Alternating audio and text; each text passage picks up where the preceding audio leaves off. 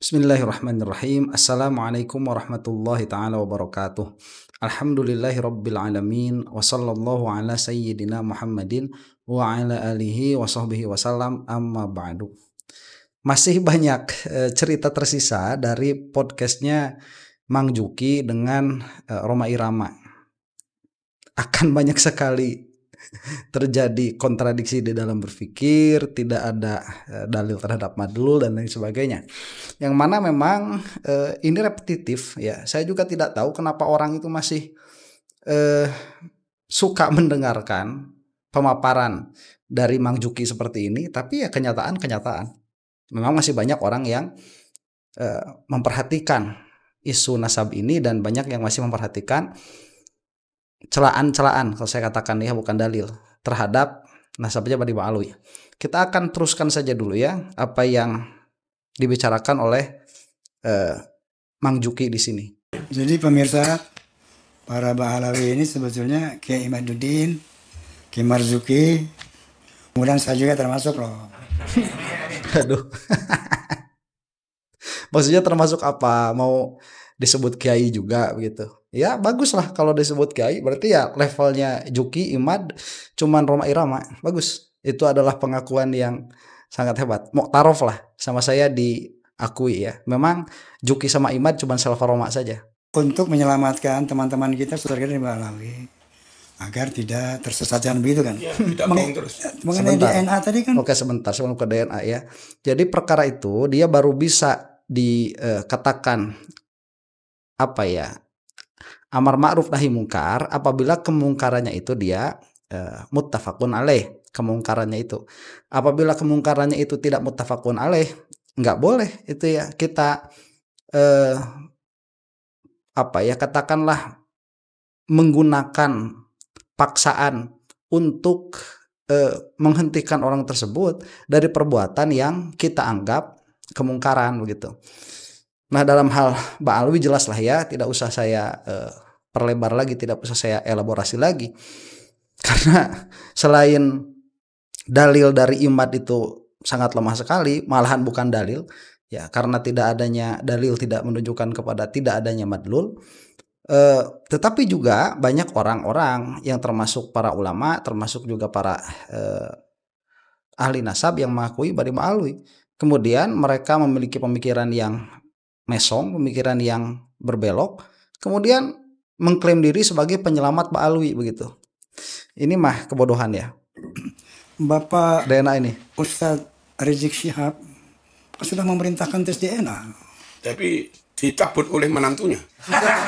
Dicabut. Ya, fatwa itu dicabut oleh menantunya. Tapi kan diperintahkan oleh mertuanya. Itu intern mereka, Pak. Jadi kesimpulannya mereka nggak mau tes DNA. Dan maaf, kurang konsisten. Sebentar. Nah, itu betul. Dalam hal ini ya, saya kan bilang Habib Rizik itu pernah mengatakan agar tes DNA untuk membuktikan diri sebagai Ba'alwi begitu, sebagai Ba'alwi, bukan sebagai dzurriyyahnya Rasulullah SAW, karena saat itu banyak orang yang mengaku sebagai Ba'alwi. Apakah valid perkataan Habib Rizik ini? Nggak valid ya, itu bukan keluar dari pemikiran yang benar sedari awal. Nah, makanya kan gak dituruti juga begitu. Mana para ulama yang kemudian mengatakan ini tes DNA dan lain sebagainya? Tidak ya, Habib Rizik saat itu memang salah. Kita katakan salah, Habib Rizik saat itu salah ketika mengatakan harus tes DNA. Makanya diralat sama Habib Hanif. Sekarang tanya sama Habib Rizik, pasti dia juga menyalahkan ya, karena perkataan saat itu dia salah. Nah, sekarang kita mau ngobrolin DNA lagi. Ini udah selesai. Nanti akan kita kasih gongnya saja lah ya di belakang itu. Kita dengerin lagi nih apa kata Mang Juki dalam berstatement. Nah, gampang berubah-ubah, kurang konsisten. Itu kalau dahulu zaman Nabi tanda orang itu munafik. Oh, munafik. Nggak tahu kalau sekarang masih termasuk tanda munafik apa. Kalau dulu munafik. Ya. Sebentar ya, nggak melulu begitu, karena inkonsistensi itu ada inkonsistensi di dalam berpikir, ada inkonsistensi di dalam bersikap begitu. Itu dua perkara yang berbeda ya. Coba lihat ya, kalau misalkan semua yang inkonsisten itu dikatakan sebagai perkara yang menunjukkan kepada munafik atau zindik, ini keterlaluan ya, bodohnya Marzuki Mustamar itu. Pernah kan siapa Sidna Umar beliau itu pernah berkhutbah di hadapan banyak sekali perempuan saat itu, yang mana Sayyidina Umar ini ingin mengutarakan kesulitan para remaja untuk mendapatkan istri. Nah, pada akhirnya Sayyidina Umar mengatakan, kurangilah permintaan mahar kalian kepada laki-laki kalian, begitu. Kemudian ibu-ibu kan protes saat itu. Itu sudah perintah loh, sudah perintah itu, kurangilah mahar. Kemudian ibu-ibunya protes, ya Umar, apakah engkau akan membatasi perkara yang Allah luaskan, begitu. Allah Subhanahu wa taala tidak membatasi permintaan mahar berapa, tapi kok Umar malah membatasi. Kemudian saat itu juga Sayyidina Umar itu meralat perkataannya.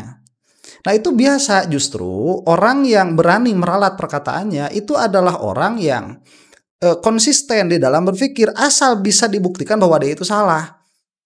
Nah, itu harus difaham oleh Marzuki ya. Enggak sekonyong-konyong yang tidak konsisten itu tidak sekonyong-konyong yang konsisten itu zindik. Karena kalau misalkan atas pola pikirnya Mang Juki ini, saya bertanya, yang dulu muji-muji Habib Lutfi siapa? Yang dulu itu seperjuangan dengan Habib Rizik siapa? Itu ada orangnya di depan kamu. Itu mau dikatakan zindik juga, mau dikatakan munafik juga, begitu. Mau dikatakan tidak konsisten juga. Ya, pasti ada tidak konsisten itu. Jadi permasalahannya bukan di situ. Permasalahannya itu tatkala dia berbalik dari sikap yang sebelumnya, ini landasannya apa? Itu yang harus difaham. Kalau sekarang apa ya? Sama kayaknya. Kan kalau dakwah Nabi Rasulullah kan permanen kan. Ya, permanen konsisten. Kalau Ta'ala kalau Nabi itu permanen ya. Masya Allah. Sebentar. Ya, qaulnya permanen, pemahamannya nanti agak susah. Makanya kita punya alat-alat tuh, tidak tiba-tiba watawasau bil haq watawasau bis sabr, begitu, nggak tiba-tiba seperti itu. Dan sekali lagi ya, tadi perkataan saya, siapa yang tadinya bersikap A kemudian selanjutnya bersikap B, itu ada di depan kamu kalau kamu memakai logika yang itu. Jadi logika kamu kena ke kamu sendiri. Terus ada lagi yang membuat kami jadi nggak percaya mereka keturunan Nabi. Al-ilku dasar, kata Nabi, faktor genetik itu kalau memang gen yang kuat mesti menurun kepada anak cucunya. Wali Songo yang luar biasa. Atau kalau keturunan Raja Jawa dari Ndoho, lalu Ndoho pindah ke Singosari, lalu Singosari pindah ke Majapahit, lalu ada Brawijaya. Itu di Jawa gen yang top. Ternyata setelah anak cucu mereka masuk Islam, jadi ulama terbesar juga. Nah, ini mereka ngaku dapat gen dari Rasulullah SAW yang harusnya luar biasa. Dari gen Rasulullah itu muncul semisal kayak Syekh Abdul Qadir Al-Jilani, luar biasa. Dan saya yakin termasuk Wali Songo, luar biasa. Ini orang ngaku gennya Rasulullah, terus secara karakter nggak masuk sama sekali. Oke, sebentar. Oh, kayaknya Roma Irama nggak enak udah. Narkoboy. Jadi ini Roma punya anak ya, namanya RR. Itu kita menjadi bingung nih. Kalau RR ini memang anaknya Roma Irama, atas logikanya si Juki ini ya. Kalau RR ini memang anaknya RI, Republik Indonesia, Roma Irama, maka Roma Irama ini cuma nggak ketahuan aja, ya, narkoboy begitu. Karena kelakuan anaknya itu kuat dari kelakuan bapaknya. Jadi kalau anaknya ketahuan narkoboy, berarti bapaknya cuma beruntung aja nggak ketahuan begitu. Karena anak gak bakalan jauh dari bapaknya. Apalagi ini cuma satu generasi begitu. Atau kalau kita mau konsisten bahwa Roma ini adalah seorang kiai yang bersih ya. Meskipun pernah ngaku keceplosan kan, booking aham. Berarti dia bukan anaknya Roma. Karena kelakuannya tidak sesuai dengan apa yang diakukan, yaitu anaknya. Nah, ini kalau kita mau konsisten bahwa RR ini adalah anaknya RI, berarti ya logikanya si Juki ini sudah gugur sedari awal. Apa? Bahwa yang namanya keturunan itu dia senantiasa mewariskan kelakuan. Dan sejak kapan logika itu dibangun? Tidak begitu. Ya kadang-kadang demikian, ya kadang-kadang tidak. Coba nanti itu bakal ada yang namanya Yakut ya. Kalau misalkan dia itu sampai terbukti koruptor, masa mau dipecat dari keturunan aham? Masa begitu pola pikirnya? Terus kemarin-kemarin yang korupsi-korupsi itu juga kan dari keturunan Ahm juga. Ya, terus kemarin-kemarin tuh yang pernah liberal itu kan dari keturunan Ahm juga. Masa mau demikian pola pikirnya Juki? Liur maneh mah. Bila lapang dada mereka ngamuk. Nabi Fatonah cerdas luar biasa. Mereka agak Tapi kan lebih baik Habib yang bodoh daripada 70 ulama. nggak ada dalilnya. Jadi dari situ karakternya nggak masuk, maka kami nggak bisa percaya. Oke. Kecuali kalau orang awam, kadang karakter anak orang tua berubah-ubah beda-beda. Namanya orang awam. Secara genetik nggak terlalu kuat.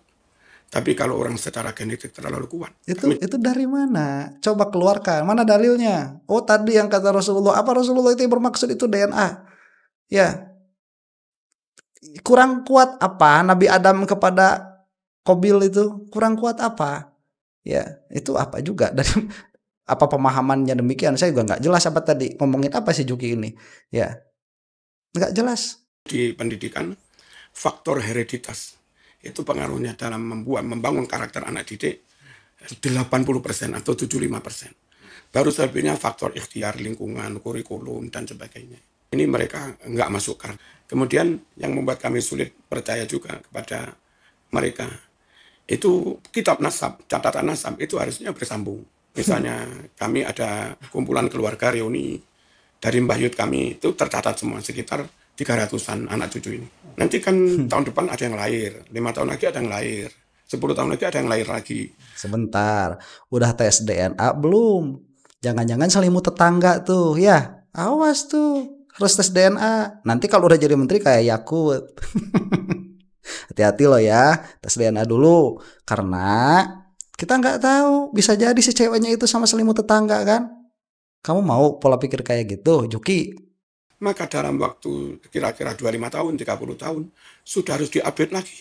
Sebab banyak anak cucu yang lahir. Tes DNA, woy. Nah, catatan nasab yang ditulis baru, itu nggak boleh beda dengan yang lama. Sifatnya hanya nambah yang baru lahir. Nggak boleh beda. Dan masing bani harus tanda tangan. Nanti jarak 30 tahun lagi dibikin begitu lagi. Sampai ratusan tahun. Nah, nanti awas ya, DNA ya. Kalau punya bukti seperti itu ya kita percaya. Tapi masalahnya sejak Ahmad bin Isa yang ketika itu dicatat hanya punya anak 3. Abad 4, abad 5 tetap anaknya 3. Abad 6 tetap anaknya 3. Abad 8 tetap anaknya 3. Baru ketika abad 9 Ali Asakron katanya berdasar mimpi nulis kitab nasab keturunannya Ahmad bin Isa. Atau Ahmad bin Isa punya anak 4. Ditambah 1 Ubaidillah. Sebentar, itu bukan berdasarkan mimpi. Mimpi itu ceritanya lain lagi. Ini orang nyusun riwayat saja tidak bisa, kemudian mau ngomong menyimpulkan perkara, ngaku sebagai kiai. Diaku juga sama orang-orang begitu ya. Mengerikan orang seperti ini tuh. Apa ya? Lacut dalam berpikir. Ini Melalui mimpi. Nama orang nggak tercatat selama 500 tahun. Lalu kami disuruh meyakini itu valid. Itu akurat. Bagaimana? Kalau guru saya atau siapa berhasil mendoktrin saya, harus kamu yakin. Kalau enggak, kamu tak usir dari murid saya. Misalnya begini. Tapi kami sebagai murid yang kelak juga jadi kiai, bertanggung jawab, berkewajiban meyakinkan orang lain. Bagaimana kami bisa meyakinkan orang lain tanpa dibekali bukti? Jadi wahai para habaib, kaum Ba'alwi, kalau kami minta bukti, itu supaya kami bisa juga meyakinkan orang lain. Terus kalau orang lain kami nggak bisa yakin karena nggak ada bukti, ya mungkin jangan salahkan kami. Sebentar, ya harusnya orangnya itu dibuat melek dulu. Jadi nasab itu dia metodologinya bukan seperti yang dipinta sama si Imad. Jangankan percaya kepada Ba'alwi sebagai dzurriyyahnya Rasulullah SAW, percaya Rasulullah sebagai utusan Allah pun itu ada buktinya. Cuman apakah semua orang itu pada akhirnya memahami bukti itu? Ya kan tidak begitu. Mereka itu harus belajar dulu hubungan antara mukjizat dengan dakwah kerasulan. Jadi kenapa seperti itu pola pikirnya Mang Juki itu ya? Semua yang dituntut dari orang-orang yang menuntut bukti itu kok dijadikan landasan supaya ada bukti. Banyak loh orang-orang itu yang tidak percaya kepada Tuhan. Karena kenapa? Karena mereka meminta bukti empiris begitu. Pengen kelihatan Tuhannya. Kalau misalkan katanya Kata Wahabi itu ya, adanya di Ares ya pengen ada teleskop yang sampai bisa melihat Tuhan itu. Masa kita juga mau ikut-ikutan jadi nggak percaya Tuhan karena Tuhan itu tidak terlihat, kan konyol ya. Nah makanya yang harus dipahami bahwa ini Gus Rumel Abbas sudah menjelaskan dengan sangat jelas. Kalau kamu masih tidak memahami itu ya sudah ya. Mau dibilang apa begitu. Jadi permasalahannya yang namanya nasab itu bukan hanya tulisan. Nanti tergantung kepada daerahnya masing-masing. Ada yang masyhur dengan tulisan, ada yang tidak. Kalau malah Nabi Adam alaihi salam itu memiliki anaknya siapa-siapa saja itu nggak pernah ada tulisannya. Itu demikian adanya. Kemudian nanti ngobrol kan ini kan begini dan begitu, ini ada hadis dan lain sebagainya. Loh makanya disitulah kita itu berdiskusi. Nah makanya kenapa si imam itu seharusnya diajak diskusi, bukan ngarang-ngarang kitab sendiri, kemudian bagiin sama orang sendiri, kemudian udah di road masih nggak terima juga begitu. Repot kalau seperti itu, mau memanjangkan perkara. Dan si Juki ini juga harusnya mau berdiskusi begitu. Saya tantang si Juki ini buat ngobrolin mantik lah saya mah ya, karena kalau tanpa mantik pikirannya bakal acak-acakan kayak gini. Dia itu tidak bisa berpikir, Juki itu, dan orang-orang yang mengikutinya itu tidak bisa berpikir. Valid itu, saya bisa pastikan berapa persen, 99%. Saya bisa pastikan si Juki ini tidak bisa berpikir dengan benar begitu. Nah jadi kalau nasab itu pada akhirnya semuanya harus ada catatan, itu kan menjadi qodiyah kuliah tuh. Setiap nasab baru valid apabila ada catatan kitabnya. Nah, apabila demikian keadaannya, kemudian dikatakan Ba'alwi tidak ada catatan nasabnya, maka Ba'alwi tidak valid. Kalau demikian nanti semua pasti seperti itu ya. Nanti Rasulullah pun ditanyakan demikian atau parah ya. Rasulullah itu mana catatan nasabnya pun tidak ada. Nanti kesananya itu masa tidak paham kisahnya siapa kakeknya Rasulullah Shallallahu Alaihi Wasallam itu pun demikian keadaannya. Terus ke atasnya kepada nabi-nabi yang sebelumnya nggak ada ansabnya, itu tidak ada catatannya. Tetapi kan bukan berarti tidak ada nasabnya, tetapi itu berlaku secara verbatim. Nah Ba'alwi pun demikian, itu selama beberapa tahun memang tidak ada catatannya karena memang tidak terbiasa untuk mencatat. Dan yang mana pada akhirnya itu masyhur dengan syuhroh ya, dengan kemasyhuran itu sampai mu'tarof oleh para ulama. Adapun yang mengatakan bahwa yang disebutkan tadi punya anak 3 yang tidak termasuk di dalamnya itu yang dinisbahkan kepada Ba'alwi, tidak ada kitab nasab itu yang dituliskan untuk menghasar, tidak ada. Itu pun kalau kita mau musalamah, kita mau sepakat bahwa kitab yang dimaksud yaitu Syajaratul Mubarakah itu adalah kitab dari Safaruddin Ar-Razi. Dan orang yang terbiasa bergaul dengan teks-teksnya Safaruddin Ar-Razi tidak akan percaya itu hasilnya Safaruddin Ar-Razi. Begitu loh. Susah. Kalau misalkan kita ngobrolnya berdua sama ya, hey Juki begitu, yuk kita ngobrol lah. Kamu mah tua-tua nggak ada ilmunya. Pesantren itu dari dulu kemana tuh pengetahuan kamu itu? Kayaknya masih mungkin dia itu nggak pernah ngaji mantik kayaknya sih. Karena memang mantik itu di pesantren-pesantren di Nusantara itu tidak terlalu ditekankan ya. Jadi ya hasilnya seperti ini nih, kayak si Juki ini. Memang kamu juga belum memberikan bukti. Lalu tentang DNA katanya nggak ada dalam syariat. Jangan masalah dulu disamakan dengan masalah sekarang. Kalau semua sama dengan yang dulu, basmah, sidik jari, dulu juga nggak ada. Apa sekarang ini terus nggak ada nilainya? Nah, lalu pakai visum, zaman dulu juga nggak ada. Sekarang jadi ada. Dan yang lain-lain. Kalau ilmu kimia baru ini terus kita abaikan semua, ya Islam ditinggalkan orang lain yang semakin ilmiah, semakin modern. Lalu misalnya maaf. Sebentar. Itu beberapa hal ya, itu bisa mu'tarof, bisa tidak oleh syariat itu. Baik dia sebagai barang bukti atau dia sebagai penentu seseorang ini melakukan tindak kriminal atau tidak. Sekarang begini ya, misalkan di dalam bab berzina misalkan, apakah bisa tuh kalau ya di Indonesia ini memberlakukan hukum Islam misalkan, apakah bisa nanti seseorang itu dihukumi dia berzina dan dirajam karena bukti video? Bisa tidak? Nah itu kan harus dibahas dulu. Jadi sebelum kamu itu menetapkan mana yang bisa jadi bukti bagaimana apa pengetahuan yang paling mutakhir yang bisa dipakai di dalam pembuktian hukum, di dalam hukum acaranya, pembuktian kriminal atau lain sebagainya. Kamu harus membahas dulu validnya itu sampai mana. Nah, pertanyaannya sekarang, apakah yang dipakai sebagai permintaan bukti dari kamu Heijuki sama Roma untuk meminta bukti Bani Ba'alwi ini sebagai dzurriyyahnya Rasulullah SAW, dalam hal ini adalah DNA, itu pernah dibahas validitasnya untuk dimasukkan ke dalam syariat? Pernah nggak tuh? Ya, itu kan harus ada pembahasannya dulu. Kamu itu mujtahid bukan, mantik nggak bisa, pola pikir aut-autan, usul fikih juga kelihatannya banyak yang lupa. Ya, dalam satu kesempatan ngomong A, kesempatan yang lain ngomong B. Kamu sendiri yang ngomong bahwa orang-orang yang berpindah perkataan dan sikap itu adalah orang yang zindik, orang yang munafik. Lah kamu sendiri yang dulunya itu membela Habib Lutfi yang manggut-manggut hadapan Habib Lutfi. Kamu sendiri sekarang yang berubah. Ini orang seperti ini mau diapain begitu? Ya, repot. Makanya saya mah nggak ada respect sama sekali. Si Juki ini mah udah, ini mah nggak ada bedanya sama orang yang sama orang apa ya? Orang yang saya nggak perlu minta maaf ini. Orang yang di kampung yang nggak cari-cari muka kayak si Juki ini, dia jauh lebih mulia daripada si Juki ini. Ya, udah saya mah nggak perlu minta maaf. Emang begitu keadaannya kok. Dan saya bisa buktikan dia tuh anak kecil. Si Juki ini anak kecil. Omongannya tuh omongan anak kecil.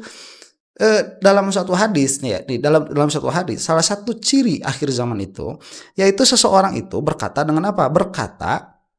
Seseorang itu dia mengambil ilmu dari anak muda. Nah, maksud mengambil ilmu dari anak muda dijelaskan oleh para ulama di situ, termasuk di dalamnya kalau tidak salah Syekh Nawawi itu yang membahas, atau Ibnu Hajar al-Asqalani. Maksud mengambil ilmu dari anak muda itu maksudnya apa? Perkataan-perkataan yang baru itu diambil, sedangkan perkataan-perkataan ulama zaman dahulu itu dibuang. Adapun anak muda yang berbicara dengan fatwa-fatwa ulama terdahulu itu mah bukan anak muda, itu mah orang tua begitu, karena yang dikatakannya adalah yang dikatakan oleh para ulama terdahulu. Sekarang ya dalam hal nasab ini yang dibawa sama si Juki ini, mana qaul para ulamanya yang mengatakan bukan begitu, Bani Ba'alwi itu bukan dzurriyyahnya Rasulullah SAW bil qat'i, mana? Kan tidak ada. Yang ada itu mereka tidak mendapatkan perkataan sebelum abad yang disebutkan tadi 567. Di abad 8 mendapatkanlah perkataan abad 8 itu masih lebih bisa dipakai daripada perkataannya si Juki. Si Juki mah anak kecil yang mengiktiraf Bani Ba'alwi itu dari dulu begitu, ratusan tahun yang lalu. Itu perkataan kuat, perkataan yang dipakai oleh para ulama kita sampai wafat beliau ini. Lagi mana si Juki ini? Anak baru kemarin sore kok begitu. Ya, nanti kamu di bawah banyak yang ngomong, sesuaikanlah cara ngomong itu dengan makomnya. Ya ini makomnya si Juki di situ, makom anak kecil. Lah wong kita bawa perkataan para ulama, kok kita bawa perkataannya orang-orang yang terkenal kewaliannya dan lain sebagainya. Itu yang harus dilihat begitu.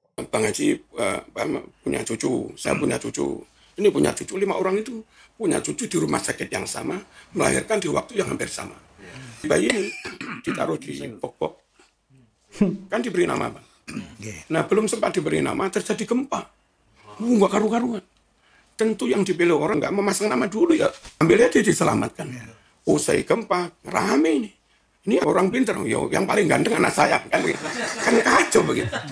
Maka hakimnya pakai tes DNA. Kalau orang menolak pakai tes DNA, terus begini solusinya kayak apa? Solusi hukumnya. Atau ada mutilasi. 5 orang dimutilasi. Ya, itu dalam hal itu. Betul. Kan tidak semua pembuktian itu bisa dipakai pada semua kasus. Kalau keadaannya seperti itu, nih ada 10 orang di rumah sakit, kemudian waktu belum sempat dikasih nama, belum sempat dikasih tanda, kemudian diambil semuanya, bagaimana ini nanti menentukan siapa anak siapa dengan tes DNA? Bisa. Apa alasannya? 1, bapaknya sendiri nggak tahu mana yang jadi anaknya. 2, tes DNA sendiri itu valid 99% bagi keturunan yang dekat, bukan bagi keturunan yang jauh. Kemudian yang ketiga, tidak ada Ya tadi tidak ada pengakuan begitu, bahwa bapaknya sendiri tidak tahu, dalam pengertian tidak ada pengakuan. Nah sekarang ya begini, kalau misalkan seseorang itu sudah diaku, jangan saya lah, ya Zaid misalkan dia punya anak, yang mana anaknya itu dia laki-laki. Nah bapaknya ngakuin dia sebagai anaknya, kemudian ibunya juga nggak ada problem ini sebagai anaknya. Lah tiba-tiba ada tetangga bilang, Pak itu anak bukan anak bapak, coba tes DNA. Kamu gimana? Kalau saya tiba-tiba bilang si Juki ini bukan anak bapaknya, saya emang nggak percaya si Juki anak bapaknya. Siapa sih bapaknya Juki ini? Ya, saya emang nggak percaya begitu. Kalau mau pakai logika dia begitu ya, mohon maaf karena kelakuannya nggak sama kelakuan bapaknya. Bapaknya nggak pernah mencela nasab. Bapaknya si Juki ini, ya ibunya siapa? Pernah tes DNA begitu?